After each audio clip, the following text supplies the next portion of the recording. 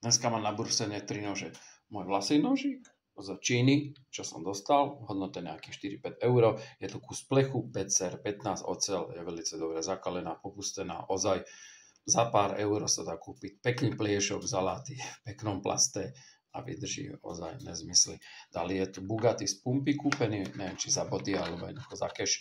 Je to celkom dobrý nožík a je to porcovací nôž na mäso. Pôjdem na ňom robiť výbrus nový, spravím tam konvex zaleštený a aj tento Tefal Ice Force pôjdem spraviť nový konvex. Je to vlastne, sú to nové nože nepoužité a sú jednoducho vybrúsené na brúskach. Je tam poznať také jemné drážkovanie, ako sú brúsené.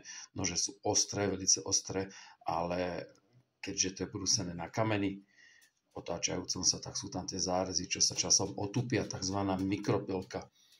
No a keďže ja to zbrúsim a zaleštím, takže nož bude prirodzené ostrý, bude mať krásne ostré bere z nejakých zubočkov, ktorí sa zoderú, takže aj na nových nožoch sa dá spraviť ešte lepší výbrus ako ten, čo príde z fabriky.